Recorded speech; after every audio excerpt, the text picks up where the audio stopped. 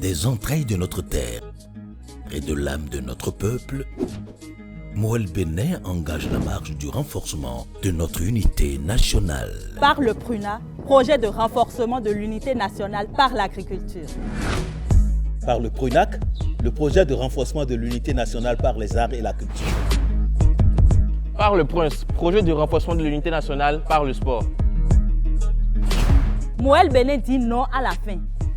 Non au chômage.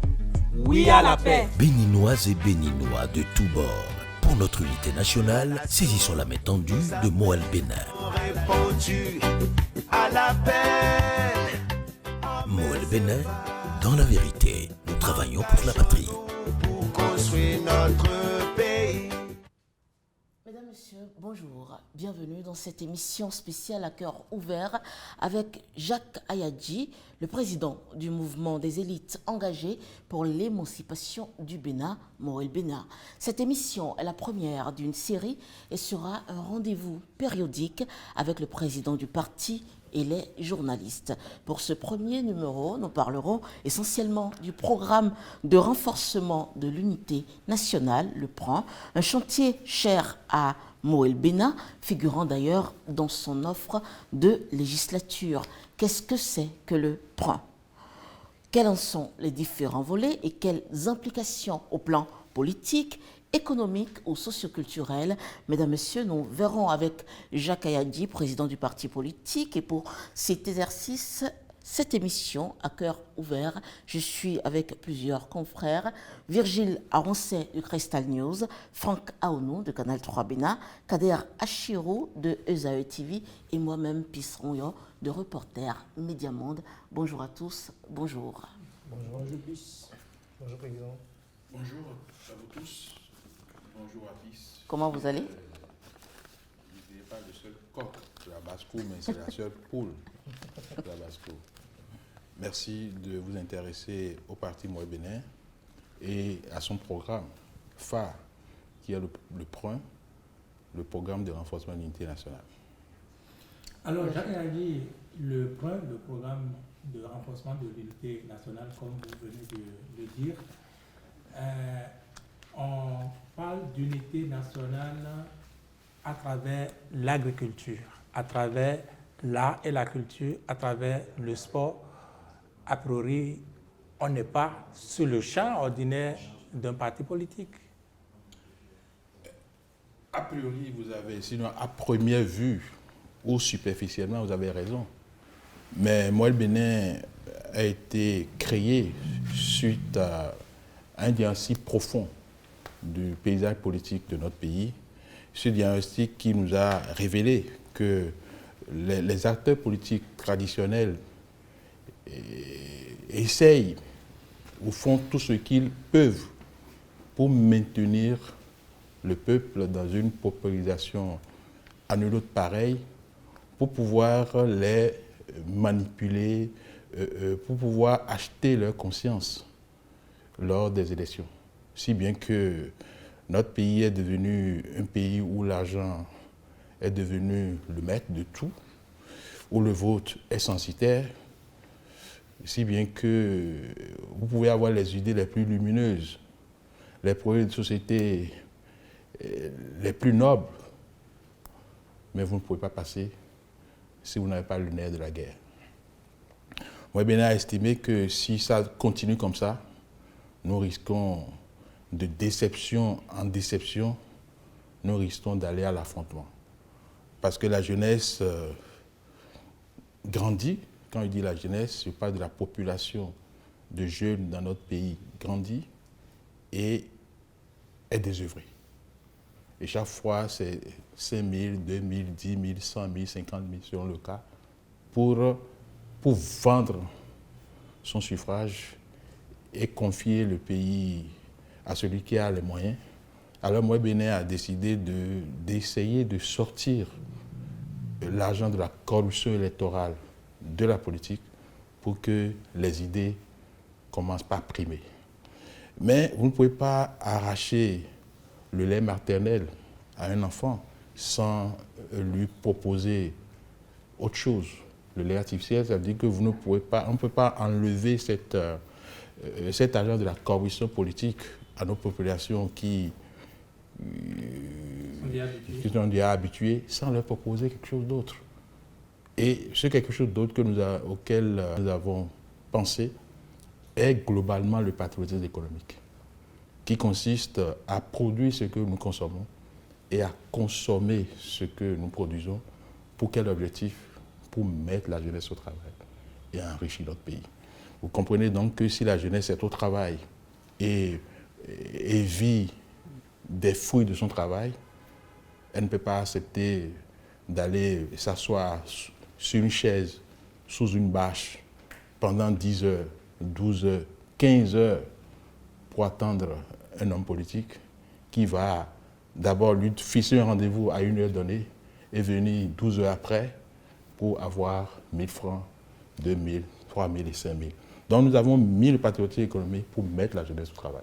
Et si la jeunesse travaille et a les moyens de vivre, elle ne va jamais accepter d'abandonner son travail pour aller attendre un hypothétique homme politique pour recevoir à la fin les prébendes, ces petits pécules dont je viens de vous parler. Donc le patriotisme économique. Alors comment mettre en œuvre ce patriotisme économique dans le concret? C'est dans cette recherche de solutions ou de conditions de mise en œuvre de ce patriotisme économique que nous avons élaboré le PROIN, qui est un vaste programme de renforcement de l'unité nationale. Et il faut ajouter aussi l'individualisme qui prend le pas dans notre pays. Il faut pouvoir aussi, par ce même truchement, le régler. Donc le PROIN, c'est globalement mettre les Béninois de tous horizons ensemble pour travailler, pour pouvoir les affranchir de cette situation dont je viens de vous parler. Donc le PROIN, de façon générale, est un peu abstrait. Donc pour le concrétiser, il faut chercher des prétextes, des moyens. Et nous avons réfléchi, nous avons identifié quelques moyens. Le premier moyen, c'est l'agriculture, qui a donné le projet de renforcement de l'unité nationale par l'agriculture. Le deuxième moyen, c'est les arts et la culture. Ça nous a donné le PRUNAC, qui est le projet de renforcement de l'unité nationale par les arts et la culture. Le troisième prétexte, c'est le sport, le projet de renforcement de l'unité nationale par le sport. L'autre moyen, c'est la qualification, qui est le PRUNC, qui est le projet de renforcement de l'unité nationale par la qualification. L'autre, c'est la technologie, qui est le PRUNT, qui est le projet de renforcement de l'unité nationale par la technologie. Et enfin, pour l'instant, parce que ce n'est pas exhaustif, il y a le PRUNRI, qui est le projet de renforcement de l'unité nationale par la recherche scientifique et l'innovation. Si on rentre dans chacun de ces éléments-là, je pourrais vous démontrer en quoi c'est nécessaire pour notre pays. Vous n'avez pas oublié l'aspect éducation? Non, on n'a pas oublié, on ne peut pas tout embrasser à la fois. Je vous ai cité plein. Est-ce que ce n'est pas un a priori essentiel aujourd'hui, au regard du diagnostic qui vous a conduit à concevoir le... Vous voyez, nous ne sommes qu'à l'échelle des partis politiques. Et lorsque vous nous observez bien dans nos discours, dans nos actes, dans nos comportements, nous avons toujours estimé qu'aucune chapelle politique n'a la science infuse. Donc, pour parler de l'éducation dans un pays, je pense que Mouel Béné seul ne peut pas se bomber le torse pour dire qu'il en est capable.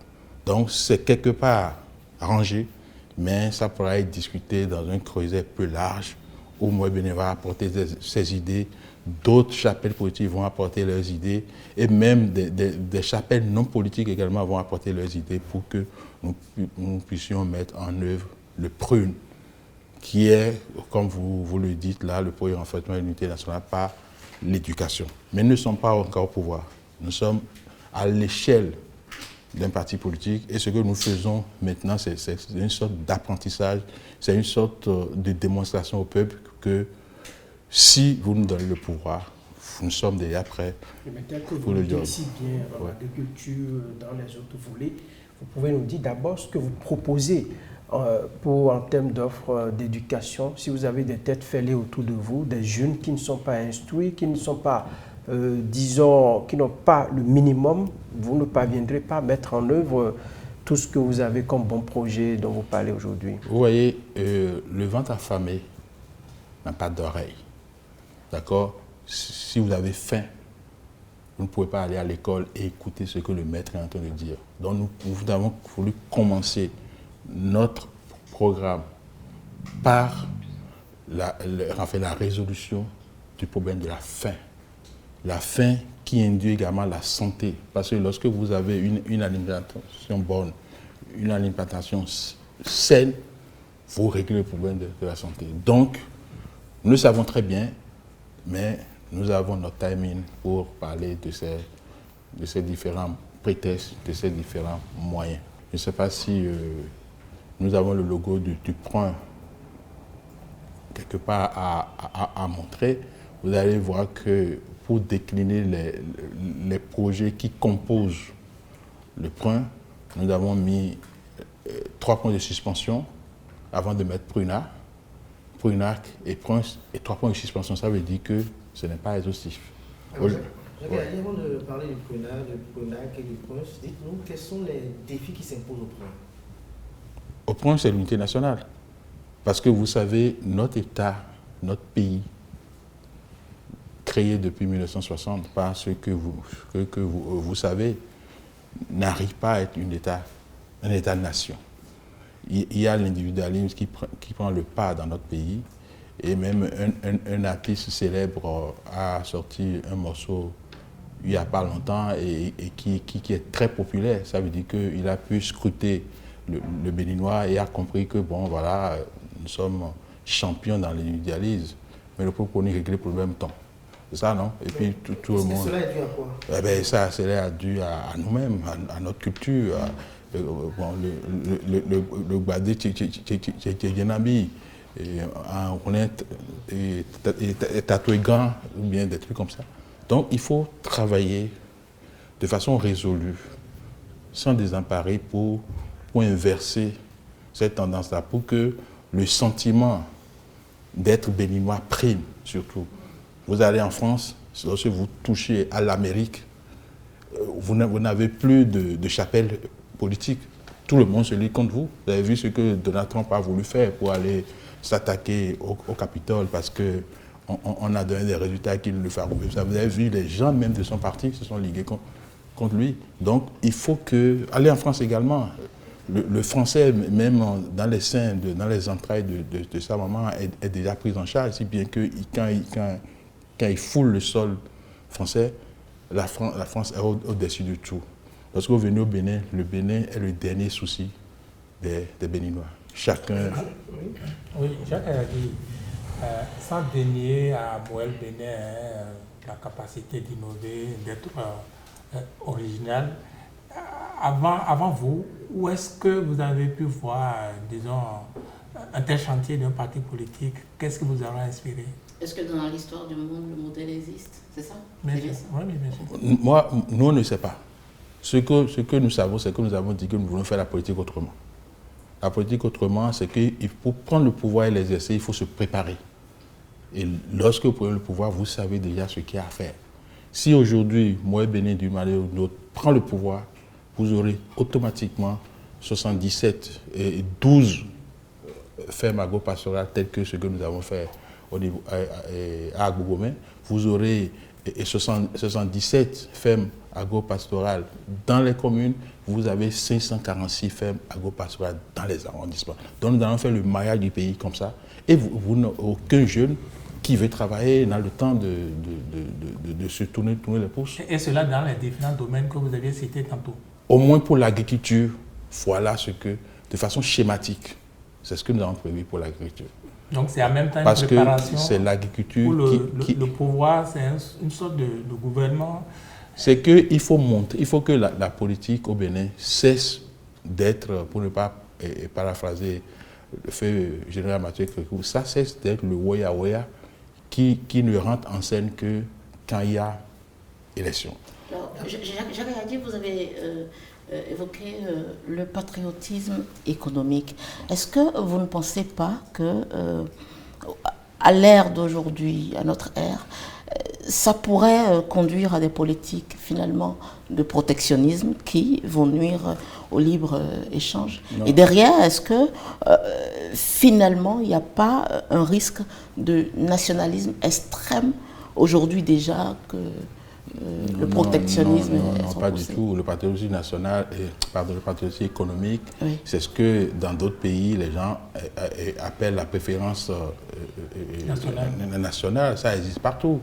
Bon, vous savez que si vous êtes journaliste aujourd'hui et vous voulez exercer en France, et vous candidatez et une société veut vous recruter en France, il y a une structure de l'État français. On doit envoyer votre dossier et la structure va fouiller dans la France pour voir est-ce qu'il n'y a pas un profil de Français capable d'exercer ce travail. Et c'est en cas de négation, de réponse négative qu'on va reprendre. Donc, ce n'est que chez nous que nous laissons les nôtres en train de tourner les pouces et puis on va chercher ailleurs. Donc, c'est la préférence nationale.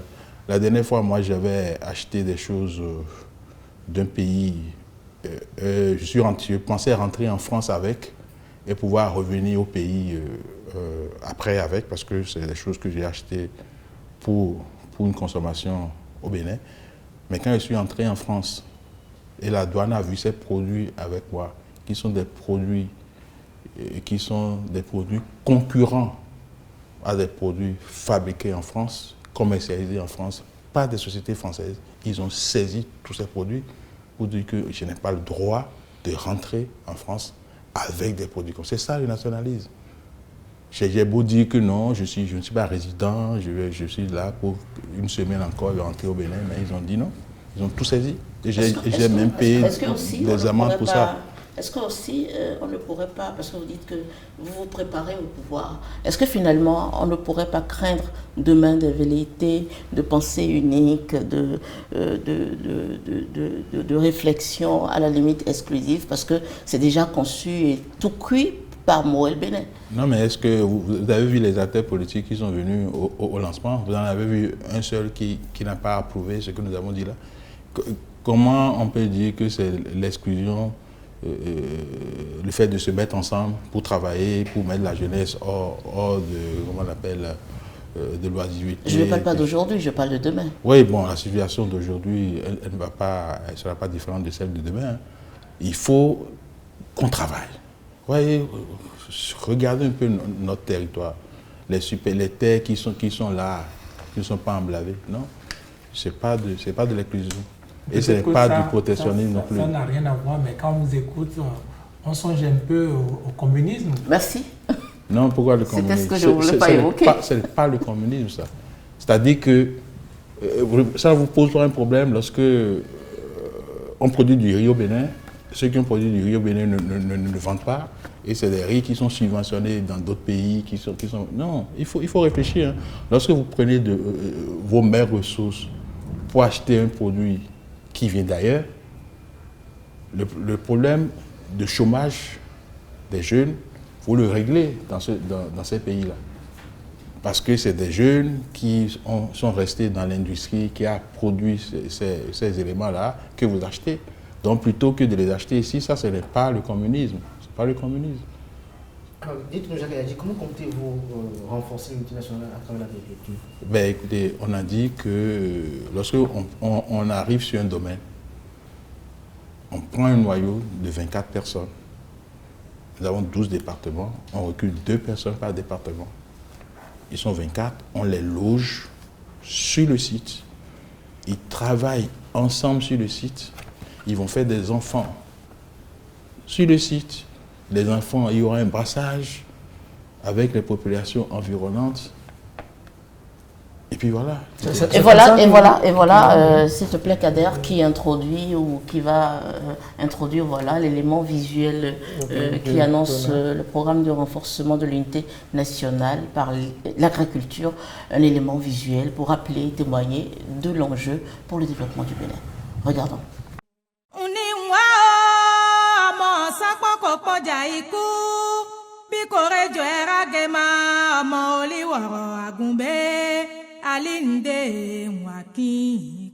Nous Nous sommes en République du Bénin.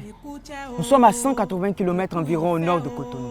Nous sommes plus précisément à Tassazoumé, chef-lieu du département des Collines. Et je me propose de vous amener à Gbougoumé. Là-bas, ou dans le secret de la forêt, le parti politique Mouel Bénin met en place une initiative originale et à nul autre pareil sur terre. Ça vous dit? Top, c'est parti.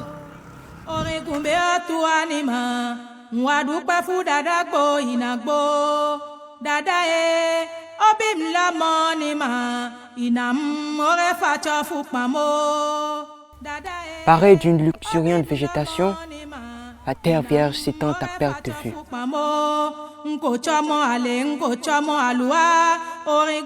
Terre fertile qui n'attend que la sueur des hommes, l'eau des cieux et celle du fleuve Ouémé pour tenir sa promesse de maïs et d'yam faite aux hommes.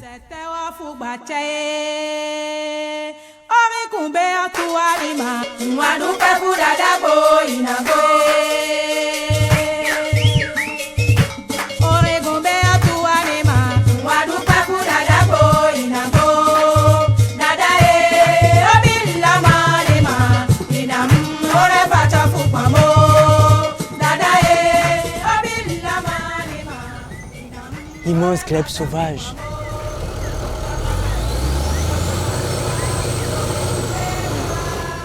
Quel est ce bruit de moteur perturbateur de ton silence immuable?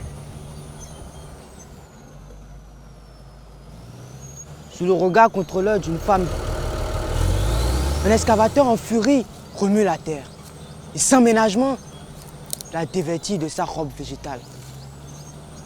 Les engins, ils travaillent à rendre le site disponible pour que ces jeunes qui viendront de tous les coins du pays se retrouvent ici dans une émulation pour donner naissance à ce noyau qui émergera à la surface pour cet objectif final qui est l'unité nationale.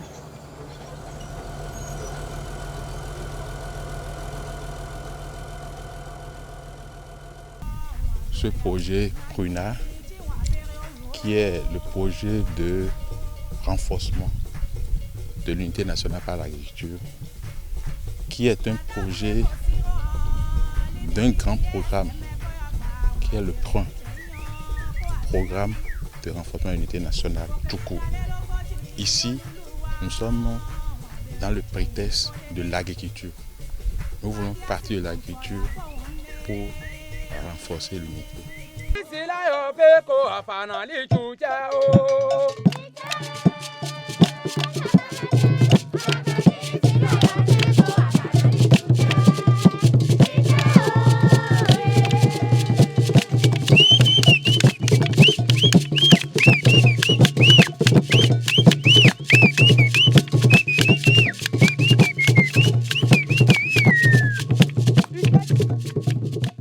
En ce début de vie de la femme de Mouel Bénin à Gbougoumé, tout se met en place pour que l'espoir ne s'estompe. Le Goumbé retentit. Du rythme du terroir Itacha, le Goumbé entend fouetter l'ardeur de ceux qui au fleuve Ouémé puisent l'eau, sacent l'ivraie et mouillent la terre de leur sueur. Et l'effervescence s'empare des populations environnantes. Et la mise en route de l'entreprise agricole du parti politique Mouel Bénin nourrit déjà beaucoup d'espoir.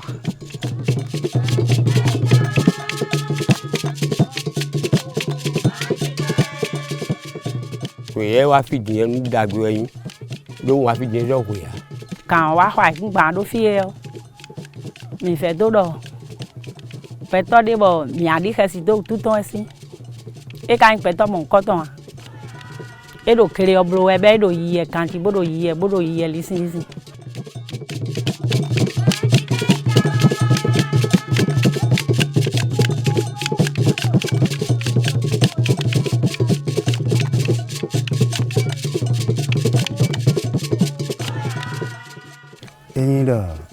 Aku no dalo di kapapa ba aso do yi na bibi nu mi Christian so ile so bo vivi ni mi ta do dai bo ni mi le gleru fi oyin bule no do ya ni mi o mi na le gle oli no yin bule no do bi de gleda hoka je fidi mo je mi tete fidi boy bo fidi yo ni bula le na do ya ni mi so no do ya ni mi mo o mi de so mi mo vuvu da ime.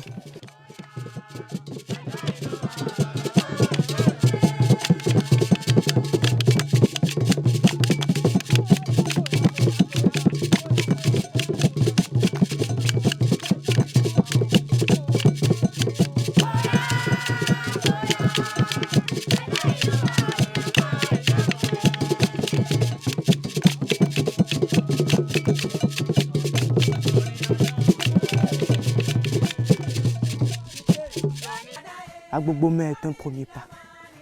Vivement que Zogbodomé en soit un autre.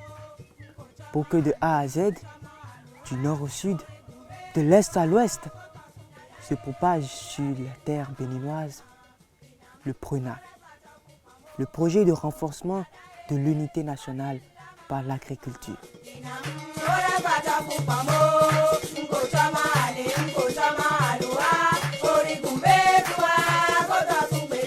Alors, retour sur ce plateau, Franck Aounou. Oui, puis merci. Nous venons de suivre cet élément qui illustre bien la vision de Mouel Bénin en matière d'agriculture pour renforcer l'unité nationale. Alors, les résultats attendus tels que énoncés dans le document sur le PRON, on parle entre autres de l'autonomisation des jeunes, la mise en place d'une ferme agro-pastorale et semi-industrielle, ainsi qu'un complexe scolaire dans chacun des 12 départements, à l'exception du littoral. Pourquoi cette exception, Jacques Ayadi? Bon, ça peut être une erreur d'appréciation au niveau du parti. Je vous ai dit tout à l'heure que nul n'a le monopole de la science infuse.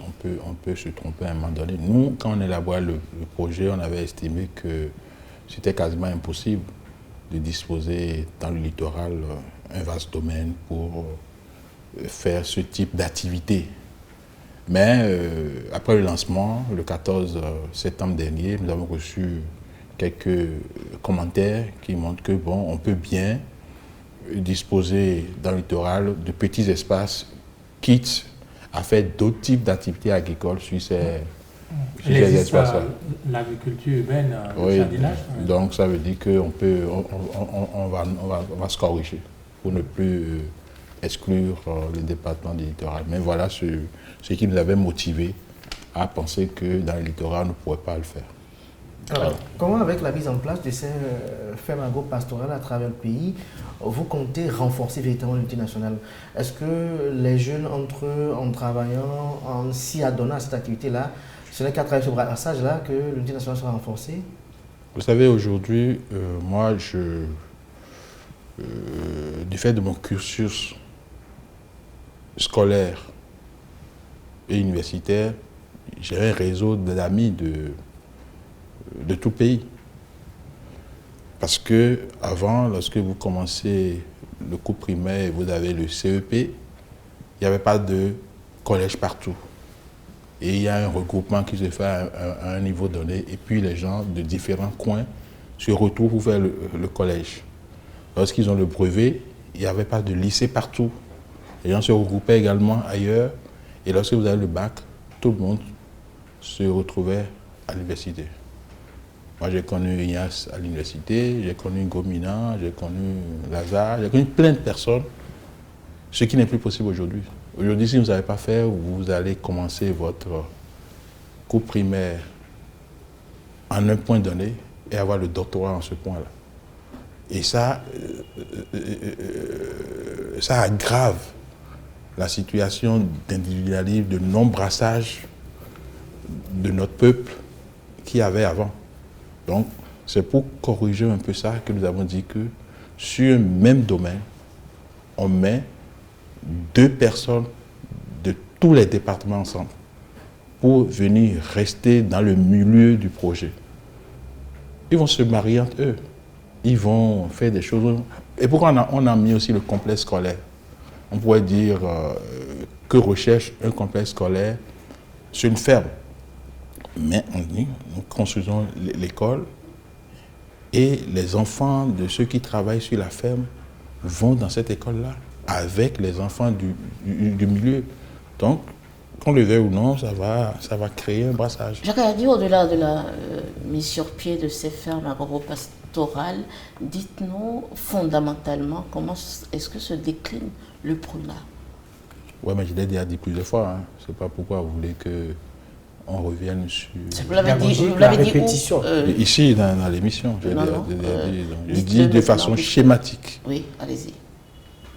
Pour me corriger un peu suite à ce qu'on vient de dire, dans chacun des 12 départements, on a une ferme.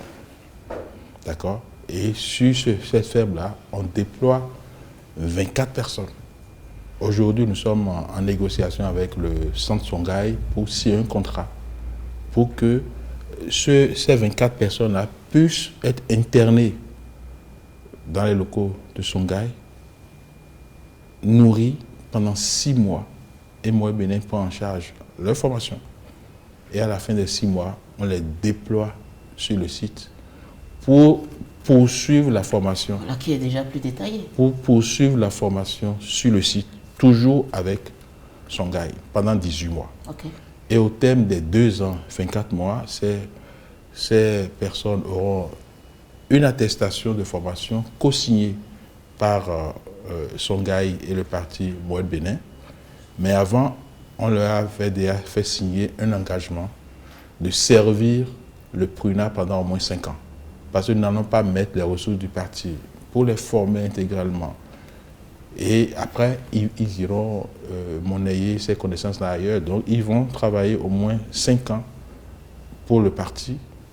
Et voilà un peu comment ça va se passer. C'est justement là, moi, mon inquiétude. Quel profil de jeunes vous entendez rallier à ces endroits-là pour mettre en œuvre votre vision, lorsqu'on sait que les jeunes aujourd'hui, ce n'est pas les activités agricoles qui les intéressent, ils préfèrent aller dans les bureaux ou même à l'aide de leur smartphone, des téléphones portables, s'adonner à des activités prohibées, un peu comme les gamins aujourd'hui. Non, il faut corriger tout ça. Il faut corriger tout ça. Lorsqu'on dit aller à l'agriculture, on ne va pas d'aller prendre la roue. Vous avez suivi le documentaire tout à l'heure. C'est de la mécanisation agricole. Donc, ce n'est pas des travaux forcément, comment vous appelez ça? Ce n'est pas des champêtres à la roue, à la daba, non. Et quand on dit que les jeunes n'aiment pas les tâches agricoles, ce n'est pas vrai. Ce que moi je peux dire, c'est que les jeunes aiment les boulots de l'État qui n'existent plus. Parce que si l'État lance aujourd'hui le même projet que nous, vous allez voir qu'il y aura, on appelle, une ruée de jeunes parce qu'on veut être fonctionnaire.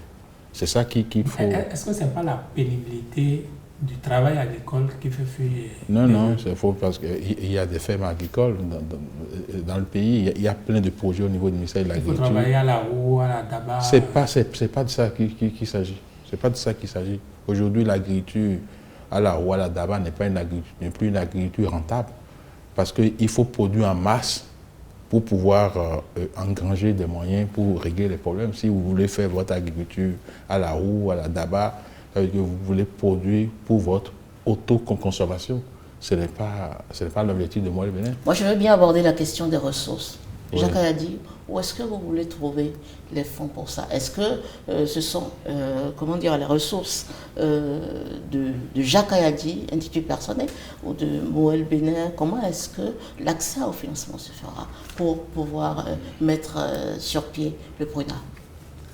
Ça nécessite beaucoup d'argent. Si j'étais le président Parti Talon, j'allais m'offusquer contre ce que vous venez de dire, parce que lui, chaque fois qu'on discute projet et vous invitez les questions d'argent, il se fâche.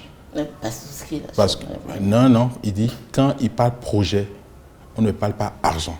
Pourquoi? Pas à la fois. Parce que si vous êtes en train de parler du projet et en même temps vous pensez à l'argent, c'est que vous allez échouer. On vient de parler non, mais on n'est plus à la conception là. Non, mais vous avez dit où est-ce que... Non. C'est-à-dire, vous savez, lorsque vous êtes seul, vous pouvez faire des choses, mais pas grand-chose. Mais lorsque vous êtes nombreux, et vous mettez ensemble, en mutualisation, vos maigres ressources, vous tombez sur des résultats énormes. Ce sont les maigres ressources de qui et de qui, finalement? Mais le parti Mouel Bénin, c'est un parti qui comporte des militants et des militantes. Les militants n'ont pas les moyens, n'ont pas des moyens. Nous savons ce qui constitue la base de militants des partis politiques. Non, vous n'en savez pas grand-chose. Dites-nous alors, par exemple, pour le lancement du soyez transparent sur le sujet, vous ne connaissez pas l'exemple de tous les partis politiques. Vous avez la chance que certains de vos confrères sont des militants au niveau du parti et nous savons comment ça marche. C'est la mutualisation. Je ne dis pas... On sait au moins que le parti Mouel Bénin ne bénéficie pas du financement public. Ces partis qui en bénéficient déjà ont quand même du mal à exister. Malgré ça, je vous l'ai dit, qui plus est, un parti qui, en plus de l'ordinaire pour un parti politique, se lance dans l'agriculture, dans les arts, dans la culture, dans ceci, cela. Dans le sport. Où est-ce qu'il trouve de financement pour faire tout ça? Ensemble. Vous savez pourquoi vous faites des tontines?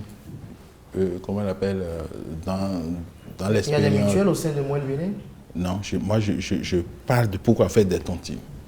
C'est parce que vous savez que individuellement, vous n'êtes pas capable de faire quelque chose, mais vous voyez que si vous vous mettez ensemble et chacun donne quelque chose pour régler le problème de quelqu'un, que vous allez y arriver. Est-ce que vous irez en quête de financement vous irez en quête de financement parce que vous ne nous convainquez pas avec le prétexte, enfin les arguments de mutualiser. Non, vous ne nous convainquez pas.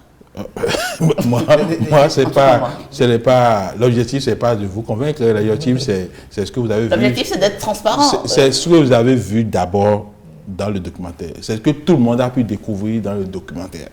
C'est-à-dire, on dit que lorsque vous voulez que les gens vous aident à amener quelque chose sur la tête, il faut l'amener au genou. Et Mouel Bénin s'est arrangé par ses moyens pour amener au genou. Et je suis sûr que quand nous allons commencer les activités, les financements de partout ne vont nous manquer.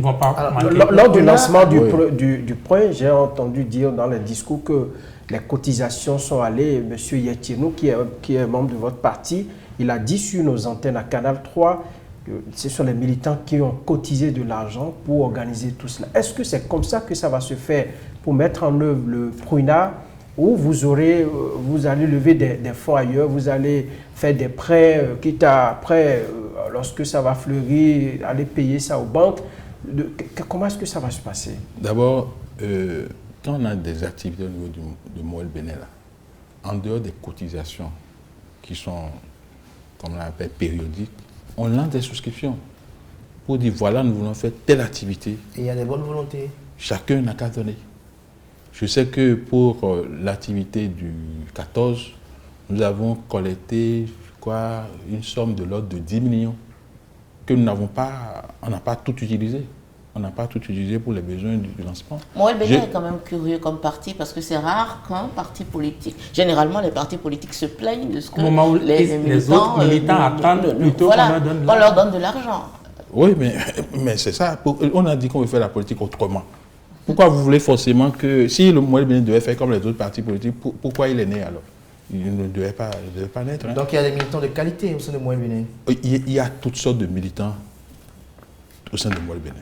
Des militants de qualité, des militants de moindre qualité, des militants médiocres, des militants... C'est un parti politique. C'est un parti politique, c'est le peuple en miniature. Donc c'est sûr que, bon, il y a des gens... Et aussi des mécènes? Bien sûr, on a des amis. Mouel Bénin a des amis. Mouel Bénin a de grands champs, comme on a vu tantôt dans l'élément. Quand vous allez produire tout ça, vous allez en faire quoi? Du commerce? Oui, bien sûr, on va vendre. C'est pour gagner de l'argent. À l'exportation aussi? On va y arriver. Je vous ai dit que le patriotisme économique consiste à produire ce que nous consommons et à consommer ce que nous produisons pour mettre la jeunesse au travail et enrichir le pays. C'est ça de façon globale à l'échelle nationale.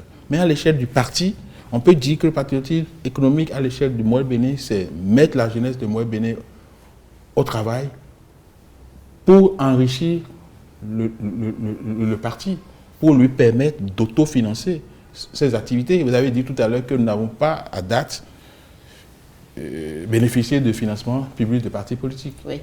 Mais si on déploie le PRUNA correctement, mais on aura des moyens, on aura beaucoup de moyens. Toujours par rapport au PRUNA, nous allons parler un peu d'environnement. Est-ce que, par rapport à tout ce qui est en train de se mettre en place, comment est-ce que, dans la gestion du PRUNA, vous allez gérer aujourd'hui la vulnérabilité des systèmes agricoles face aux impacts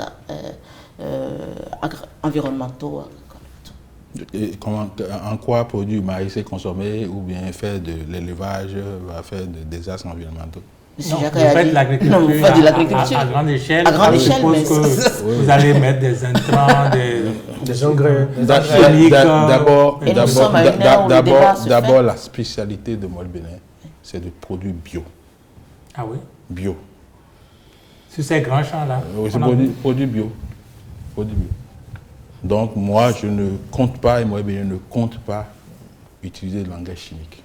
Jacques, je suis curieux de savoir, le PRUNA a-t-il été rédigé exclusivement par les cadres de Moelle Bénin ou il y a eu des contributions externes? C'est le cadre de Moelle Bénin. On a des compétences, on a la chance et on remercie l'Éternel pour ça, qu'on a toutes les compétences au sein du parti. Vous n'avez pas soumis à appréciation, à une expertise externe? Non, pas du tout, pas du tout. Ça a été rédigé exclusivement par les gens, les cadres du parti. Il n'y a rien que nous ayons fait au niveau du parti qui soit le fruit d'une consultation, de quelque chose, non. Finalement, Moelle Bénin est un parti chanceux. Jacques Ayadi, dites-nous, jusqu'à quand on peut espérer voir du concret dans tout ce que vous projetez comme vision là? Non, vous n'avez pas encore vu du concret. Non, on veut voir les fermes agro-pastorales, voir des jeux, avec la construction des complexes. Avec plus de 50 hectares de maïs déjà que le documentaire a montré, vous n'avez pas encore vu quelque chose de concret. Ça, c'est un exemple dans les collines peut-être, mais dans d'autres départements, dans le nord, ainsi de suite. Pour faire 1000 pas, il faut commencer par faire le premier, le deuxième, le troisième, etc. Aujourd'hui, là, nous avons commencé par les collines parce que le président du parti, de façon personnelle, a un domaine dans les collines qu'il a mis à disposition du parti, d'accord, pour qu'on puisse commencer quelque chose.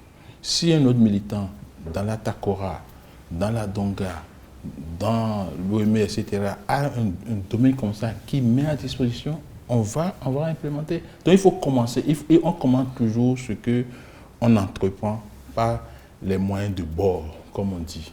Aujourd'hui, nous avons quelque chose là-bas. Et je vous donne, d'abord, nous allons organiser un déplacement des médias pour aller sur le terrain, parce que le documentaire que vous avez vu là peut être un documentaire trafiqué. Ça peut être vraiment un documentaire fait sur un site qui n'appartient pas à Moelle Bénin. Nous allons faire un voyage pour nous faire toucher du doigt ce qui se passe là-bas. Sans doute, les confrères ne pensent pas que Moelle puisse faire du faux à ce point. Mais le PRUNA, c'est l'agriculture, l'unité nationale par l'agriculture. Oui. Mais peut-on véritablement faire l'unité nationale ainsi en composant uniquement avec les militants de Moelle Bénin, puisque les 24 dont vous avez parlé pour commencer, les 24, il faut être membre de Moelle Bénin ou donner la garantie qu'on va le faire, on va faire le pas, n'est-ce pas? Ça, ce n'est pas exclusif, tout ça. Oui, c'est bien, mais vous n'avez pas connaissance de tous les volets de ce PRUNA-là. Le volet qu'on fait avec les militants, les 24 et autres, ça c'est les choses. Mais il y a aussi les projets collectifs que nous avons sur le PRUNA. Projet collectif qui consiste, vous êtes un groupe de jeunes, un groupe de éminents par exemple, vous voulez sortir de ces éminents-là, ou bien vous ne faites rien, et vous voulez vous donner à l'agriculture. Vous saisissez en groupe, vous n'êtes pas obligé d'être membre de Moelle Bénin, vous saisissez en tant que groupe, hein, pas individuellement, vous saisissez le parti. Le parti peut, sur les 100 hectares, là, vous donner un domaine. Nous avons pensé donner 2000 mètres carrés par individu. Ça veut dire que si vous avez 10, ça fait, comment on appelle, 2 hectares qu'on va vous donner. On vous donne les moyens pour vous installer faites votre production, mais on ne remettra pas l'argent entre vos mains. Parce que si on remet l'argent aux jeunes, ils vont dilapider. Ils vont avoir quel profil pour pas de profil. Vouloir juste faire de l'agriculture. Vouloir juste se mettre au travail dans l'agriculture. Vous êtes 10, vous êtes désœuvré, vous avez fini. Vous faites 10, vous venez chez nous avec même l'expertise, le parti peut vous donner ça. Et ça peut commencer quand ça commence? Ça peut commencer aujourd'hui. Dites aux émigrants qui se fatiguent, qui se... Pourquoi les émigrants uniquement? Même des journalistes peut-être? Oui, non. Au moins vous ne faites pas des travaux difficiles. Quand vous finissez le soir, vous allez chez vous, vous avez le temps de vous occuper de vos femmes, non? Ou bien de votre mari. Parce que les émigrants, lui, il conduit de nord au sud. De 8h à 8h. De 8h, puis il est fatigué, il prend les produits qui rend malade là.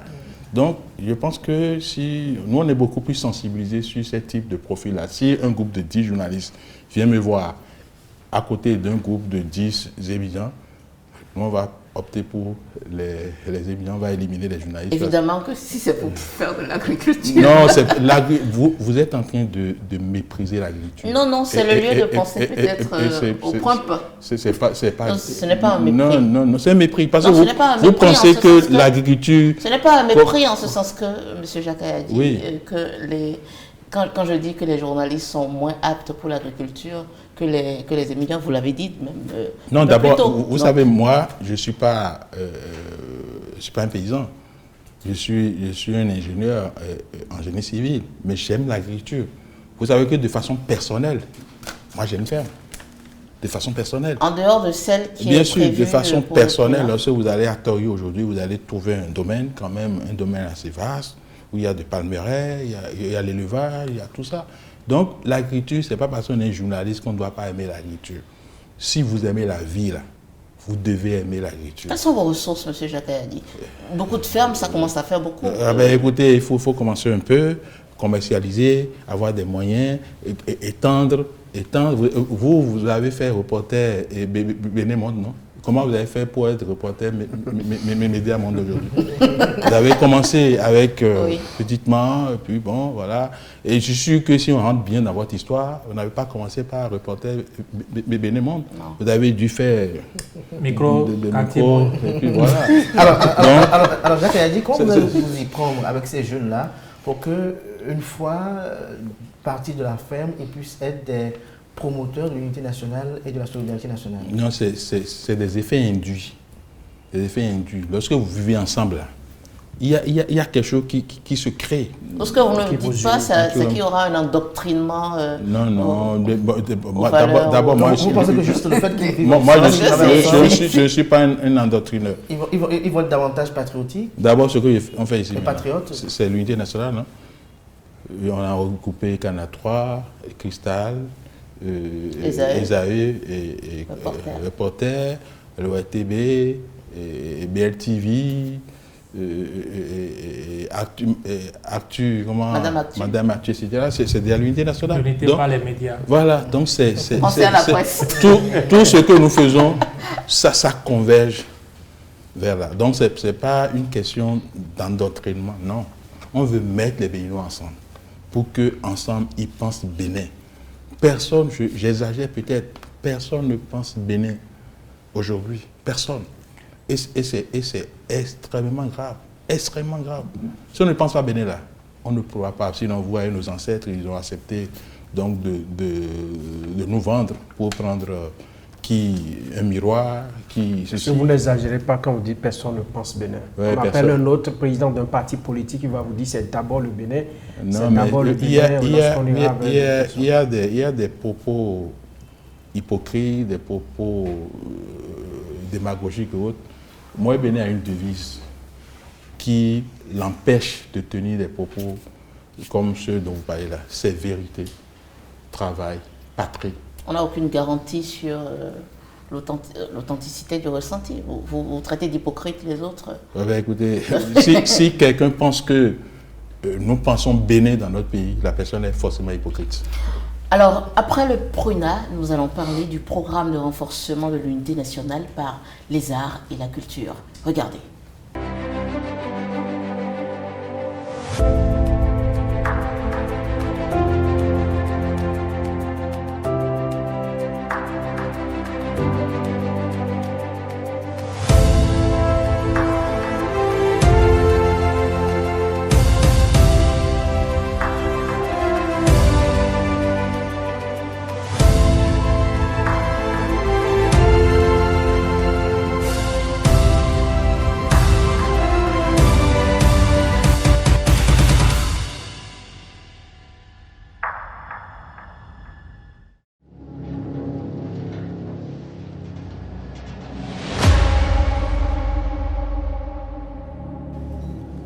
Des années 80 aux années 2000, Francis Ossou a fait partie des figures de proue de la presse en République du Bénin. Brillant présentateur du journal télé de 20h, Francis Ossou a aussi excellé dans la présentation et l'animation d'Entre-nous, le magazine de l'éducation civique, émission phare de tous les temps de la télévision nationale. Il y a quelques années, Francis Ossou s'est éclipsé de nos petits écrans. Quelque part à Porto Novo, la capitale béninoise, il profite des délices de la retraite. Sur ces traces, nous voudrions partir. En remontant les chemins du temps, dans un champ de regards et mots croisés, nous nous laissons guider par l'espoir de pouvoir cerner sur les écrans de la vie d'aujourd'hui les couleurs et chaleurs, et pourquoi pas aussi fraîcheur qui ont fondé et fondent encore Francis Ossou. Les mérites journalistes, producteurs et réalisateurs enfantés par notre peuple, le peuple du Bénin. Voici pour vous notre portrait de Francis Ossou, une de nos gloires d'hier et fierté d'aujourd'hui.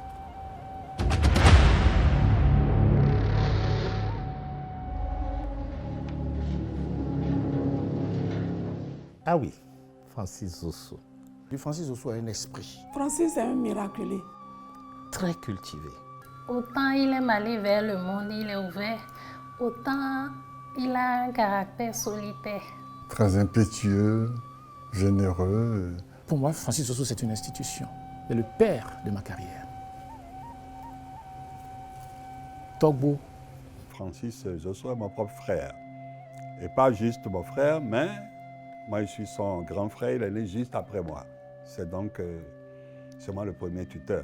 Les instituteurs et les grands professeurs ont pris le relais. Il y a de fortes chances que je lui ai tenu les deux mains pour qu'il fasse ses premiers pas.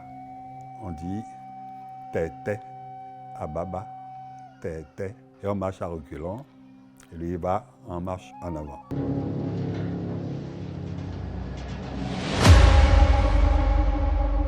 Je suis passionné de journalisme parce que tout le monde aime et regarde le journal télévisé. Et lorsque vous êtes journaliste de télévision, les gens vous aiment, les gens vous adorent. Partout où vous passez, vous êtes bien accueillis. En tant que journaliste, les gens vous écoutent. Mais les gens vous écoutent en réalité, non pas en raison de ce que vous dites, mais en raison de ce que vous leur faites ressentir. En tant que journaliste, vous êtes créateur de sensations, vous êtes créateur de valeurs. Vous plaidez pour l'amour, vous plaidez pour l'espoir, vous plaidez pour le patriotisme. Et ça, j'aime ça. Le journaliste est un éducateur. Et pour toutes ces raisons, j'aime tellement le journalisme. Bon, revenons un peu au temps où tu étais à l'internat du lycée Koulibaly. Pour nous qui maîtrisons la topographie de Cotonou, quand on sort de l'entrée principale du lycée et on vire à droite, on se rend à Misebo, le ghetto de l'alcool, de la cigarette et de la drogue. Et quand de l'entrée principale, on poursuit tout droit son chemin, on débouche sur Djonké, le quartier des Belles de Lune. Est-ce que tu n'aurais pas une belle petite aventure à nous raconter? Lorsque je suis arrivé à Cotonou en 1970, c'était en provenance d'un tout petit village à Togon, dans la sous-préfecture d'Alada. Comme tous mes autres camarades du lycée, j'aimais sortir pour me promener. J'aimais découvrir la boutique, j'aimais découvrir les vitrines.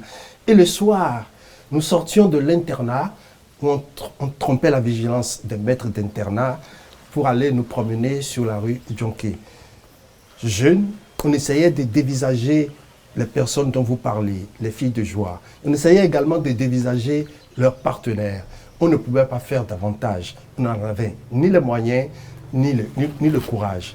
Jusqu'au jour où un d'entre nous a décidé de nous entraîner dans la gueule du loup. Ce jour-là, ce fut une escapade mémorable. Je n'oublierai jamais cela. Nous avons été engloutis dans le paradis des fruits défendus. Ne me demandez pas de vous donner plus de détails. Cela pourrait effaroucher les âmes sensibles.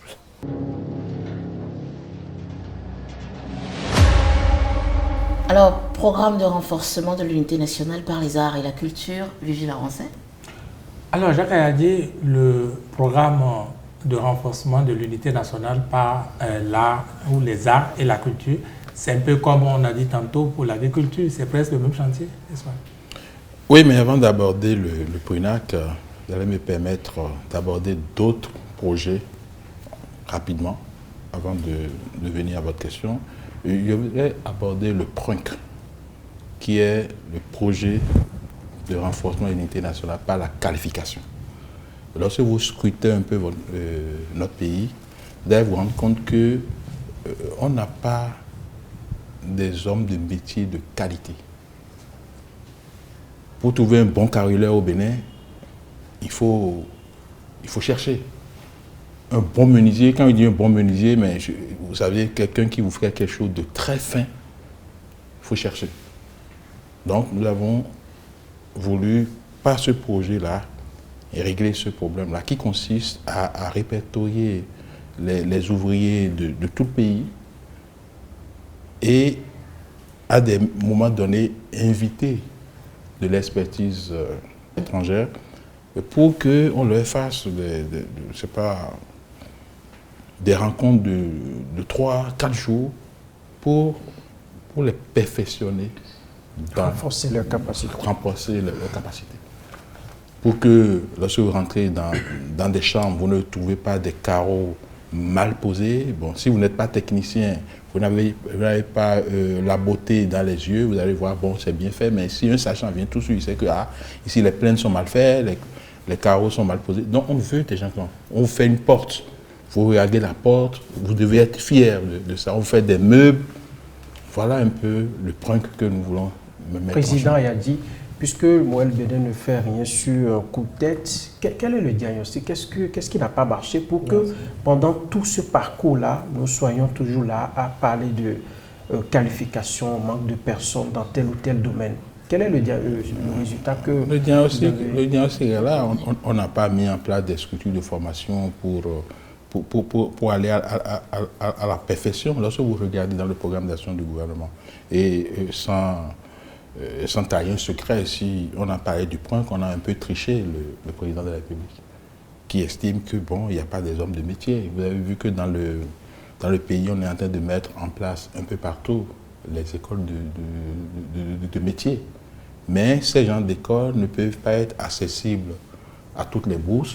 C'est pourquoi nous, on a imaginé au niveau du parti financer un peu ce renforcement de capacité de nos ouvriers. Des artisans. Des artisans, en faisant venir à nos frères de l'expertise de l'étranger pour les former. Donc, est-ce que le PRUNC sera bénéfique exclusivement aux ouvriers militants de... Non, pas du tout, parce que si nous on veut construire quelque chose, on dit que forcément c'est les militants de Moël Bénin qui vont construire ça, alors qu'on n'a pas l'expertise à l'intérieur, c'est qu'on a fait le pari de la médiocrité. Non, ce programme de PRUNC-là est ouvert à tout le monde. Un autre projet dont vous voulez parler avant il y a le PRUNC, qui est le projet de renforcement de l'unité nationale par la technologie. Okay. Ça, c'est de mettre en place une plateforme pour que si quelqu'un sait faire quelque chose, il vient s'inscrire sur cette plateforme-là. Si bien que nous aurons sur le plan national un vivier de compétences, une banque de données. Et au niveau de cette plateforme-là, nous allons faire des formations en ligne pour permettre aux gens de se mettre à niveau. Également, lorsque vous avez besoin d'un produit au Bénin, qui est par exemple à Nati Tengou ou bien à Tchoumi Tchoumi ou à Kétou, si vous allez sur cette plateforme de Moël Bénin, qui sera gérée par ce projet de renforcement de l'unité nationale, par la technologie, vous pouvez avoir. Est-ce que vous n'avez pas choisi la partie la plus simpliste quand on parle de technologie? Quand on parle de technologie, je vois beaucoup d'infrastructures et tout. Non, c'est de la technologie, mais vraiment virtuelle. On veut, oui, bien sûr, on veut créer une communauté. D'abord, ça va nous permettre d'abord de recruter aussi, hein, parce qu'un parti politique, ça recrute. Hein. Ça peut consommer ça recrute, des emplois. Non, ça recrute des militants. Ça recrute des suffrages. Lorsque on dit que pour avoir telle chose, il faut aller sur la plateforme de PRUNC, mais qui est à la base de PRUNC. Ça peut vraiment amener vous voulez vous inscrire dans le cœur des Béninois, c'est-à-dire régler, être un creuset de règlement des problèmes de la communauté. Donc, il y a enfin, il dit enfin en griffe, parce que c'est enfin aujourd'hui au niveau de la réflexion, il y a le projet de renforcement de l'unité nationale par la recherche scientifique et l'innovation. On ne fait pas de recherche dans notre pays. Aucun pays n'avance sans la recherche. Les universités ne seront pas d'accord avec vous? Non, ils sont d'accord avec moi. Le jour où je vais leur présenter ça, vous allez voir comment ils vont se rallier à Moelle Bénin. Alors, de quelle recherche parlez-vous? Parce que lorsque vous prenez le budget de l'État, aujourd'hui, on a envoyé 3 500 et quelques milliards de budget à l'Assemblée nationale pour l'année 2025. Je ne suis pas convaincu que vous ayez 1% de ce budget-là pour la recherche. C'est pas possible. Finalement, est-ce que le programme de renforcement de l'unité nationale, dans tous ses démembrements, apporte une réponse aux insuffisances Bien du sûr. régime non, auquel vous appartenez? c'est pas fait de régime. C'est là où vous vous trompez. Vous vous trompez. Moelle Bénin a été créé sur la base de la décision, si on doit parler de ma personne. La décision de la création de Moelle Bénin remonte à 2015. En 2015, le pouvoir auquel nous appartenons là n'était pas encore là. Parce qu'il faut que désormais au Bénin, les chapelles politiques soient des causées de résolution des problèmes de la communauté. Donc c'est le pouvoir de, puisqu'on parle des personnes, de Yahi Boni qui aura inspiré. Non, sinon ça se dit que c'est M. Patrice Talon qui vous a demandé de créer un parti politique. Ça fait tant pis pour ceux qui disent ça. Nous, on n'écoute pas on écoute seulement ceux qui nous critiquent, nous font des observations pour nous permettre d'atteindre notre objectif. L'objectif qui a conduit à la création. Les autres qui disent ce qu'ils veulent là, nous, on n'a pas d'oreille pour écouter ces trucs-là. Mais vous devez répondre à ces critiques, par exemple, comme ceux qui estiment que vous n'avez pas véritablement un véritable poids sur l'échiquier national, ceux qui disent aussi, par exemple, que l'enracinement du parti n'est pas véritable. Qu'est-ce que vous répondez à cela, vu que vous êtes... J'ai dit quelque chose très rapidement le 14. Vous savez, c'est la qualité qui draine la quantité. Vous savez ça? Lorsque je prends l'exemple d'une salle de classe, ou d'un amphithéâtre à l'université. Lorsque vous êtes au début de l'année, où on veut mettre en œuvre un programme, il y a un seul monsieur qui est devant une cinquantaine, et comme nous sommes dans un pays d'effectifs pléthoriques, peut-être un seul monsieur qui est devant 80 personnes. Et c'est ce seul monsieur-là qui, à la fin de l'année, ramène le nombre là à son niveau de connaissance dans les sujets abordés. Donc ceux qui parlent de bon, vous n'êtes pas nombreux, tout ça, oui, nous ne sommes pas nombreux, mais nous sommes les seuls à pouvoir élaborer un projet qu'ils ont tous apprécié. Les initiatives sont belles, les gens en parlent, mais que dites-vous ou que répondez-vous à ceux qui pensent que les Béninois, pour la plupart, ne sont pas militants? On a beau avoir de beaux projets, de bons programmes pour renforcer l'unité nationale, mais la mayonnaise aura du mal à prendre. En fait, moi-même je dis ça, mais je mets de bémol de plus en plus. Parce que vous n'êtes pas confronté à de telles réalités sur le terrain? Non, je ne dis pas ça, mais il suffit de voir l'histoire politique de notre pays. Avant, ce n'était pas le cas. Avant, vous pouvez trancher par les idées au Bénin. C'est à partir de 1995, je ne veux pas citer celui qui nous a amené cette affaire-là dans le pays. L'affaire l'argent? Oui, l'argent, où l'argent peut acheter tout. À quoi? Et non, les populations, c'est parce qu'elles sont déçues des hommes politiques qu'on a l'impression qu'elles ne sont pas des militantes. La preuve, les mêmes populations, quand ils vont à la messe les dimanches, ils ne demandent pas au prêtre ou au pasteur ou à l'imam le vendredi de leur payer le déplacement. Alors que, au contraire, dans leur misère, dans leur pauvreté, ils payent encore quelque chose à quête pour permettre à leur communauté religieuse de fonctionner. C'est parce que les hommes politiques ont tellement déçu les populations que ces populations ont pris cette posture pour dire, bon, de toutes les façons, vous venez nous mentir, si on vote pour vous, ça ne donne rien. Donc, je préfère prendre tout de suite ma part et vous pouvez faire du pays. Si vous permettez, oui. Est-ce qu'on peut revenir maintenant au PRUNAC? Merci. Oui, mais donc, moi je n'ai pas fini de parler de la recherche. Parce que le PRUNAC, bon, c'est pas... On vous donne alors encore quelques minutes recherche, pour... Parce qu'en fait, c'est des problèmes importants. Ouais, moi, je viens de faire une thèse sur, comment on appelle, les déchets de gousse de mil dans l'utilisation dans l'industrie. Le goudron? Non, l'industrie cimentaire. En quoi consiste cette thèse que j'ai eu à faire?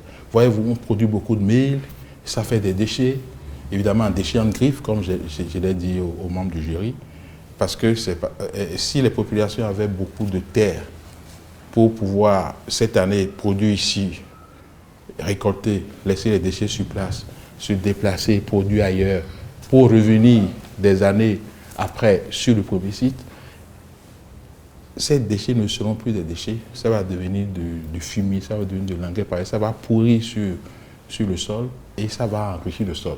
Mais comme les gens n'ont pas beaucoup de terre, ils sont obligés de brûler ces déchets-là pour pouvoir se préparer pour les prochaines semences. C'est ça qui crée des problèmes environnementaux, ça dégage du CO2 et autres.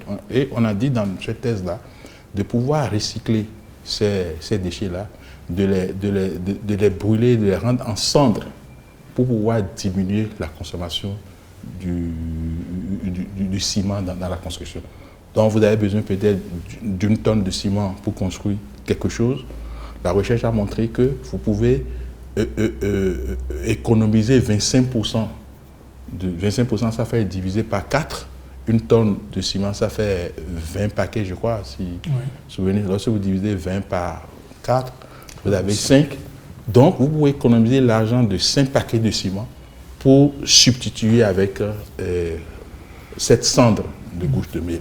Imaginons qu'on décide, on calcule le besoin en ciment de notre pays dans cette proportion-là. Et on dit, pour satisfaire ce besoin-là, il faut produire telle quantité de mil pour avoir ces déchets-là. Vous voyez ce que ça peut induire en termes de production agricole et en termes d'économie dans la construction et en termes même de diminution de la pollution de l'environnement. Aujourd'hui, on mange du pain, du blé. Alors que le blé, on ne le produit pas ici. Imaginez qu'on fasse une recherche pour voir comment on peut produire du pain sur la base des produits que nous avons ici. Plein de choses. Donc il faut faire la recherche. Il faut donner un budget colossal à la recherche. Parce que les pays qui se sont développés là, c'est les pays qui ont pris du temps pour rechercher. Vous n'avez pas pu dire ça au régime actuel, par exemple, parce qu'il ne le regarde pas du tout de ce côté-là. Non, ce n'est pas un problème de régime. Justement, vous parlez c'est pas un problème de régime. Si aujourd'hui, pour quitter le Bénin, pour aller en France, les gens ont imaginé qu'il faut prendre un avion, c'est parce que lorsque la situation était là, il y avait des difficultés, ils ont investi pour faire des recherches, pour concevoir les avions. Et votre projet à vous, oui, au Mouel Bénin, comment vous entendez déjà commencer la chose? Oui, au niveau de Mouel Bénin, à l'échelle du parti, je pense que ça sera un peu difficile. Ce que nous ferons aujourd'hui, c'est une affaire de lobbying, une affaire de sensibilisation, une affaire de partenariat avec les pouvoirs qui vont se succéder à la tête de notre pays. Vous aspirez pour conquérir le pouvoir et l'exercer. Mais si nous, on conquiert le pouvoir, on le fera tout de suite parce que c'est nous qui allons décider. On peut dire, bon, nous mettons 20%, je donne un exemple, 20% du budget annuel à la recherche. On peut dire ça.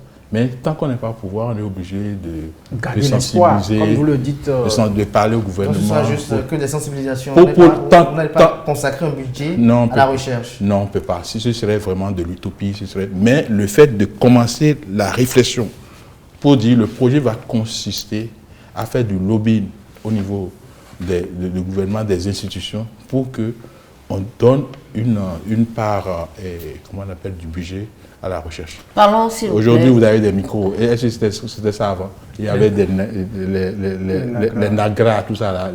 Les gens tournaient des choses là. Si les gens ont fait comme nous, ils n'ont pas fait des recherches, est-ce qu'aujourd'hui, on aura tout ce que nous avons ici?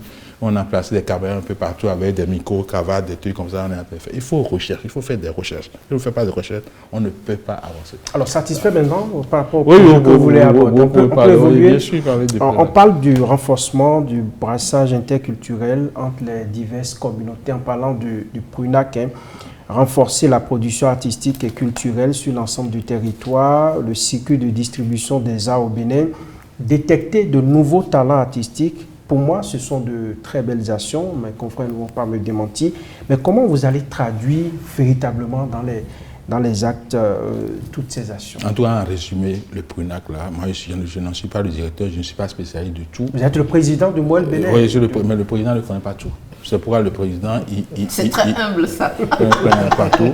Le président, il s'entoure des compétences pour réfléchir. Vous savez, et celui qui est à la tête du PRUNAC, vous le connaissez. Donc, vous l'avez d'ailleurs reçu. C'est Ignace, qui est le directeur du PRUNAC. Oui, en attendant d'avoir M. Ignace, il est dans son mois. Ce que moi je sais, profane du sujet, même si je suis sensibilisé sur le sujet, c'est que nous nous mettons ensemble, toute provenance confondue, pour partir des arts et la culture pour renforcer l'unité nationale. C'est ça ce que moi je peux... Est-ce qu'il n'y a pas de risque de politisation, surtout au niveau du PRUNAC, parce qu'on sait que les arts sont souvent instrumentalisés à des fins politiques. Parce qu'ils véhiculent des messages. Qu'est-ce que vous appelez politique? Tout est politique. Il faut savoir que tout est politique. D'abord, nous sommes dans un parti politique. Donc nous faisons de la politique, mais seulement la politique à visage humain. La politique qui met l'homme au centre et non la politique politicienne. Donc, lorsque, à l'approche des élections, vous mobilisez les artistes, ils viennent jouer pour vous, les groupes folkloriques, et une fois que ces politiques-là accèdent au pouvoir, plus rien n'est fait pour ces artistes, plus rien n'est fait pour aider ces groupes folkloriques qui vous ont quand même aidé à vanter votre programme de société et ainsi de suite. Je crois qu'il y a là un problème qui se pose. On oublie souvent ces genres de personnes lorsque on atteint l'objectif qu'on vise. Moi, je pense que ces gens-là doivent être oubliés quand on accède au pouvoir. Pourquoi? Parce qu'ils sont utilisés comme des prestataires de services. Lorsque vous êtes prestataire de services, un homme politique veut venir au pouvoir, il a bien fait des activités, il vous invite et vous lui faites une facture, il ne vous doit plus rien. Mais au-delà de ça, vous partagez avec eux votre vision de la culture et des arts. C'est pourquoi nous, au sein du parti, là, on montre déjà un avant-goût de ce que ça sera si nous sommes aux responsabilités. Ceux qui se sont mis ensemble pour donner tout ce que vous avez vu là, ils n'ont pas pris de l'argent. D'accord? Moi, Bénin, c'est un parti, comme on peut dire, plébois. On se met ensemble d'abord, on travaille pour construire une richesse, pour avoir une richesse, pour la redistribuer après. Si on doit payer tout ce que nous avons fait là, on ne ferait rien. Donc, moi, je refuse souvent ces choses-là, que les Béninoises et les Béninois aiment dire. J'ai travaillé avec lui, et une fois au pouvoir, il ne se rappelle plus de moi. Non, vous n'avez pas travaillé, vous avez presté. Vous avez été payé, c'est fini. Et vous avez été payé, c'est fini. Moi, non, mais il y en a qui travaillent avec les acteurs politiques, qui épousent la vision ou les visions des acteurs politiques ou des partis politiques. Et après, parce qu'aujourd'hui, nous sommes en plein dedans. J'ai suivi plusieurs émissions où M. Ignace Etieno a critiqué la manière dont la politique culturelle est quasiment mise de côté aujourd'hui. Mais est-ce qu'il a critiqué en disant que les artistes qui ont accompagné les pouvoirs n'ont pas pris l'argent? Non, on ne focalise pas. Non, c'est que la différence entre vous et moi, là, c'est que vous vous intéressez aux effets. Alors, on peut payer quelqu'un. Mais moi, je m'intéresse aux prestations aussi. Eh bien, si tu fais. De mauvaise foi. Moi, je veux qu'on se détache un peu de ceux qu'on a payés. On dit on travaille également avec des acteurs politiques qui croient en une vision politique. Mais après, les politiques oublient carrément le secteur culturel. Et on y est un peu. Moi, je suis dans le peuple, je suis dans la population, donc vous ne pouvez pas me mettre dans la tête ce qui n'est pas. Mais quelle est l'innovation? Un Béninois grand B, lorsque vous l'invitez à quelque chose, la première question qu'il pose, doudou des mers. D'accord? Quand vous faites du doudou des mers, mais vous ne pouvez pas, comment on appelle, vous offusquer de ce qui se passe. Moi, je vais vous donner un exemple. C'est pas simple. Nous, à Moël Bénin, on va aux causes. On ne va, parce que lorsque vous vous occupez des effets, là, vous allez régler les effets. Mais tant que les causes sont là, ces effets vont revenir. Je vais vous donner. Nous sommes dans la dernière ligne droite de notre émission. Je vais vous donner un exemple qui montre que même si un pouvoir arrive aux affaires et confie le monde des artistes à un artiste, s'il ne le choisit pas bien, c'est l'artiste là qui va détruire le monde des artistes. Mais ça, c'est pareil. Ça vaut pour tous les secteurs, M. Écoutez-moi d'abord, écoutez-moi. Un opérateur économique qui ne maîtrise pas bien la tête du pays. Écoutez-moi. Oui. D'accord? Si vous ne savez... D'abord, le fonds d'aide à la culture. Qui a tué ce fonds d'aide à la culture si ce n'est pas les artistes? Lorsque les artistes se mettent, une seule personne se met, il écrit des trucs, il donne à des gens, et puis lorsque l'argent arrive... Ça, c'est la perception. Attendez, s'il vous plaît. Parce que lorsque on fait des choses, on dit des choses sérieuses, là, vous avez toujours la manie d'arrêter les gens. Vous n'êtes pas acteur culturel, donc ça sera difficile de faire le débat. Moi, j'ai une culture générale qui me permet, sans être un acteur culturel. Tout à l'heure, vous avez semblé raccourcir rapidement. Oui, mais là, le débat, vous allez accepter également nos questions de oui, bien sûr. Non, relancer quelqu'un ne veut pas dire à la personne de laisser ce qu'il est en train de dire. On ne vous demande pas de laisser, mais vous avez déjà dit, a priori, que vous n'êtes pas le fond, non. Ce qui s'est passé dans ce, vous savez, non, où on prend l'argent, on fait un chèque à quelqu'un, la personne va prendre le chèque, on prend sa voiture, on va lui bloquer le chemin, on lui prend ce qui, s'il a pris 2 millions ou 3 millions, on lui prend les 3 millions, on lui donne 200 000. Vous savez ça? Donc, ça ne peut pas faire avancer les choses. Il faut travailler sur le mental des Béninois. L'exemple que nous, on a suivi tout dernièrement au niveau de Moël Bénin et qui me montre ce que je suis en train de dire, c'est par rapport à une artiste, qu'une autre artiste a dit qu'elle veut se célébrer et nous a contactés. Et nous avons donné notre quitus pour célébrer cet artiste-là. J'ai instruit le directeur du Prunal pour prendre contact avec cet artiste-là pour que nous puissions célébrer l'artiste-là, pour ne pas citer son nom. Une dame que moi j'affectionne beaucoup par sa mélodie. Donc, elle m'a demandé le budget de cette célébration-là. En temps pour nous sensibiliser à accepter le projet, on nous a montré une vidéo de la vie de l'artiste qui était une vie, je ne sais pas quelle activité. Misérable. Elle n'avait pas de toit. Donc, on nous donne un budget. Moi, je regarde le budget de près de 3 millions, mais je ne vois aucune ligne qui concerne l'artiste dedans. L'amélioration de ses conditions? Rien. Je ne vois aucune ligne. La seule ligne que j'ai vue dedans, c'est habillement de l'artiste. On a mis 150 000. Sur près de 3 millions, c'est-à-dire l'artiste dont on a exposé la misère pour appeler le financement. On s'occupe de son habillement. Non, c'est pas ça. Donc, moi, j'ai rejeté cela pour dire que Moël Bénin ne va pas s'associer à des choses comme ça. Je sais ce que cet artiste elle raconte sur ma personne, mais ce n'est pas important.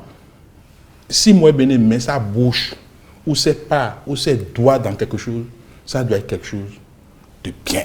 Est-ce que finalement vous êtes venu en aide à l'artiste? Antoine, l'émission d'aujourd'hui n'est pas destinée à dire de comment on a réglé, mais il faut dire que les artistes du Bénin sont les problèmes des artistes du Bénin.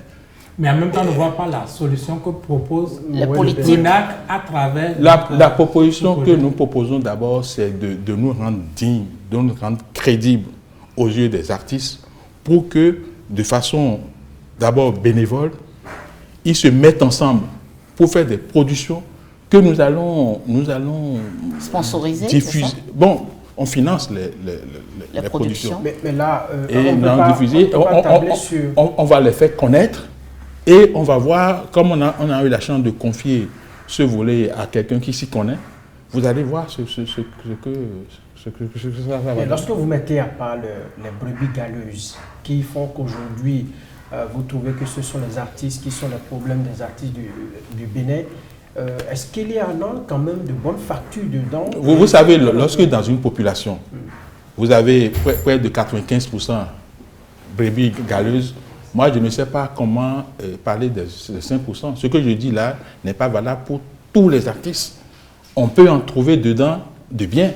Mais comme nous sommes dans un pays où on ne met pas la lumière sur ceux qui font bien et on fait le culte de la médiocrité, on tombe sur... C'est pour ça que vous avez pensé gloire d'hier, fierté d'aujourd'hui. Voilà un autre volet de Prenac. Parce que nous ne savons pas faire, comment on appelle, nous ne savons pas témoigner pour les nôtres. Le Béninois ne sait que taper lorsque quelqu'un fait mal. Vous faites 100 choses, si 99 sont bien faites, personne ne parlera de ces 99.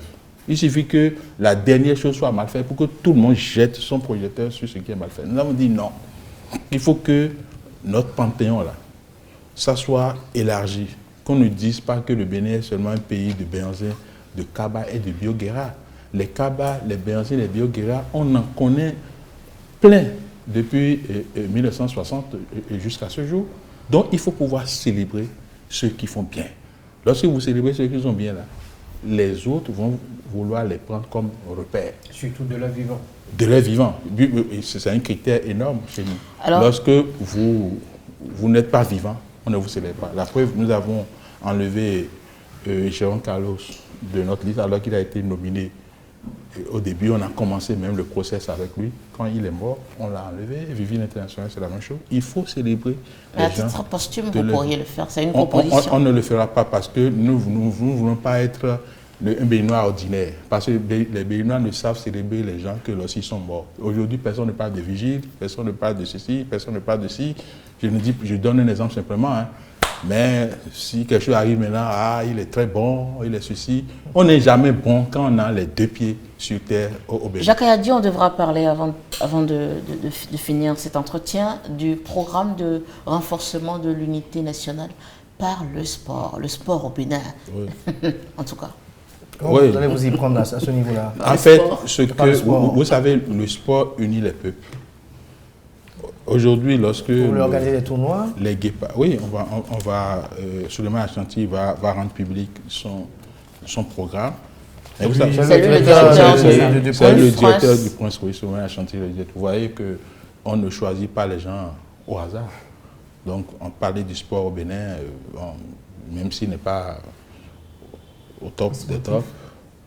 Non, il est un grand journaliste sportif, Donc, il va donner son programme. Mais ce que nous savons, c'est que nous voulons, à partir du sport, aller vers l'unité nationale et inviter le fair play sportif et le respect. Qu'est-ce que vous appelez fair play sportif? Écoutez, vous n'avez jamais suivi un match où, après disputé, il y a un perdant, il y a un gagnant, et le perdant et le gagnant, ils s'embrassent. Et le Bénin n'est que perdant depuis... Des fois, non, il faut laisser ça d'abord. Il faut laisser ça d'abord. Et puis, les gens échangent les maillots, tout ça là, pour montrer le fair play. Ça veut dire que si nous sommes sur le terrain politique, il y a aussi un terrain de compétition. Oui. Il faut y inviter le fair play. Le fair play avec le respect des règles. Donc, au-delà de du fait de mettre... Puis on va faire des championnats. Okay. Au niveau de chaque... vous savez, nous avons des communes au niveau du département. Les communes vont s'affronter au niveau du département pour sortir des champions départementaux. On en aura 12 par la suite. Les 12 équipes départementales vont s'affronter. On aura un champion, une équipe championne au plan national. Et ensuite, nous allons mettre en place une équipe nationale de Moelle-Bénin qui n'est pas l'équipe championne, mais une équipe qui sera constituée des meilleurs de tous les clubs du Bénin pour avoir l'équipe. Mais en amont, déjà vu, non? Mais en amont, est-ce que Moelle Bénin va investir dans la formation de ces sportifs? Parce que non, je vais d'abord lui répondre parce que vous êtes allez-y. Vous avez vu ça où vous? La compétition s'organise tout le temps. Je vous ai dit structuré comme ça. C'est-à-dire, nous avons 12 départements. On crée une équipe de Moelle-Bénin par commune. D'accord? Elles vont s'affronter. Trouver un champion, une équipe championne par département. Après, on organise un championnat national au niveau des 12 départements. On trouve une équipe championne de Moelle-Bénin. Et à l'issue de tout ça, on forme une équipe nationale de Moelle-Bénin. Vous avez vu ça où? Et là, le financement du point sera également sous cotisation des militants. Je vous ai dit tout à l'heure que nous sommes au colis.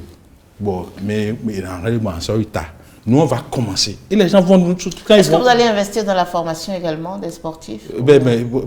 Pourquoi on ne va pas investir dans la formation? C'est l'objectif du SAC que vous... Jacques Ayadi, entretien à cœur ouvert, émission spéciale. Alors, mesdames, messieurs, nous voilà au terme de cette émission spéciale à cœur ouvert avec Jacques Ayadi, président. Votre mot de fin. Merci beaucoup de m'avoir permis de passer avec vous 90 minutes de bonheur, d'échange. J'ai éprouvé beaucoup de plaisir à échanger avec vous. Merci. Même si de temps en temps, on s'est challengé, il y a quelques pics, c'est fait pour agrémenter l'échange. C'est un exercice qui est cher à Moelle-Bénin pour régler un problème. Parce que chaque fois que nous posons un problème, nous posons un acte au niveau du Moelle-Bénin, c'est pour régler un problème. Quel est ce problème que nous réglons? C'est que lorsque vous prenez les lois électorales dans notre pays, ces lois ne tiennent pas compte du peuple. Ces lois ne veulent pas que les acteurs politiques ouvrent le contenu de leur valise qui proposent au peuple. Comme on le dit en fond, nous aimons vendre le pain plié aux populations. Or, et qu'on savoir le blâme. Donc cet exercice, nous souhaitons que ça ne se limite pas seulement à Moelle-Bénin, que tous les acteurs politiques le fassent, pour que quotidiennement, ils puissent aller à la rencontre du peuple via les médias pour décliner leur projet de société, pour ouvrir la valise qui propose au peuple. Nous avons choisi de faire de ce rendez-vous un rendez-vous mensuel et chaque mois, avec votre concours, je parle de Canal 3, de Crystal News, de Esaïe TV, de Reporter Bénémonde, de la télévision nationale. Reporter Médiamonde, s'il vous plaît. Reporter Médiamonde, oui. Merci. De la télévision nationale, de Biel TV, d'Eden TV, de Télé et de Madame Mathieu. On fait cet exercice-là pour dire au peuple ce que nous ferons de sa délégation de pouvoir. Si Dieu bénit nos intentions et que le peuple nous accorde ce pouvoir-là. Vous avez vu que nous avons été les seuls partis politiques en 2023 à éditer une offre de législature et à la distribuer. Vous, les médias, vous n'en parlez pas beaucoup. Ça aussi, c'est un problème. Il faut mettre le projecteur sur ce qui sort un peu de l'ordinaire. On va voir le peuple, on donne du sel, on donne du sucre, on donne de l'argent. Et on dit, bon, votez pour moi, je vais reconstruire la route, je vais faire non. Il faut qu'il y ait des documents. Il faut que chaque chapelle politique vienne parler de son idéologie, de son hymne. J'ai dit à certains d'entre vous de faire un exercice pour que Moël Bénin, par ses actions sur le terrain, puisse tirer la politique vers le haut. Les gens rentrent en politique sans idée. Et il suffit d'aller vers eux, de demander leurs idées, de les forcer même à donner leurs idées. Et s'ils ne donnent pas, vous allez prendre un éditorial pour dire tel parti a dit, n'a pas d'idée. Quel est leur hymne? Qu'est-ce que l'hymne véhicule? Lorsque vous prenez l'hymne de Moël Bénin, vous avez déjà le programme. Je ne sais pas si vous avez déjà eu le bonheur d'écouter cet hymne-là. Vous allez voir point par point tout ce que nous faisons là. C'est déjà les couplets de cet hymne-là. Faites ça au niveau des autres parties, vous allez voir. Donc, je vous remercie. Et vous avez un pouvoir que vous laissez par terre. Je parle des médias. Vous avez un pouvoir énorme pour discipliner les acteurs politiques. Mais vous ne le faites pas. Et les acteurs politiques font du pays ce qu'ils veulent. Ça, c'est une sensibilisation que je vous fais. Si nous, acteurs politiques, nous avons peur des médias, nous avons peur de ce que les médias peuvent écrire sur nos comportements, nous allons nous assagir. On ne va pas dire, comme les gens le disent, et à quoi là, ça ne peut pas marcher. Et merci à vous. Merci, Monsieur Jacques Ayadji. Vous êtes président du parti politique Mouvement des élites engagées pour l'émancipation du Bénin. Mesdames, Messieurs, encore une fois, merci de nous avoir suivis pour cet exercice. J'étais avec Virgile Aroncet de Crystal News, Franck Aono de Canal 3 Bénin, Kader Achirou de Esaü TV et moi-même Pisronyo, reporter Média Monde.